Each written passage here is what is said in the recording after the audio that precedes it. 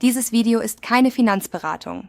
Stell dir vor, du hättest heute 100 Euro und willst sie in Krypto investieren. Wo fängst du an? Bitcoin, Ethereum oder der neueste Meme-Coin, von dem alle reden?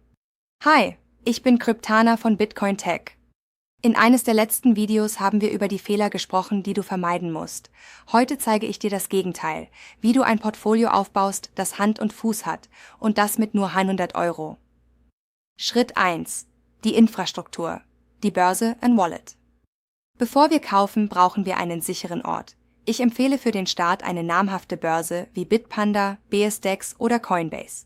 Wir haben mit Coinbase gestartet. Den Link packe ich in die Beschreibung oder du scannst den hier eingeblendeten QR-Code. Die Anmeldung ist schnell und ziemlich easy. Registrieren, Identität bestätigen, auf Traden klicken, danach nur den gewünschten Coin auswählen, auf Kaufen klicken, fertig. Schon hast du deine erste Kryptowährung gekauft. Kleiner Hinweis: Wenn du unseren Coinbase-Link zur Anmeldung nutzt, erhalten wir beide 30 Euro in Bitcoin. Die Bedingungen schreibe ich zum Link in die Beschreibung. Für die ersten 100 Euro reicht die Börse, aber plane bitte langfristig eine Hardware-Wallet ein.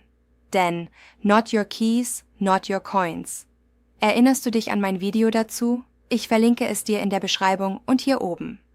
Schritt 2. Die Aufteilung, die 60-30-10-Regel. Kommen wir zum Herzstück, die Strategie. Wir würfeln nicht, wir planen. 60 Euro in Bitcoin, er ist das digitale Gold und das Fundament. 30 Euro in Ethereum, die Basis für Smart Contracts und Web3. Und 10 Euro in einen Wildcard-Altcoin. Hier kannst du ein wenig experimentieren, zum Beispiel in Solana, Polkadot oder Ripple. Aber nur mit Geld, dessen Verlust dich nicht schmerzt. Schritt 3. Der psychologische Faktor DCA. Der größte Fehler ist es, alles auf einmal beim perfekten Kurs kaufen zu wollen. Spoiler, den gibt es nicht. Überlege dir, ob du die 100 Euro splittest, zum Beispiel 4 Wochen lang jeweils 25 Euro.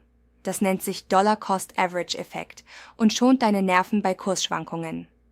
Fazit: Krypto ist kein Sprint, sondern ein Marathon. Deine ersten 100 Euro sind dein Eintrittsticket in eine neue Finanzwelt.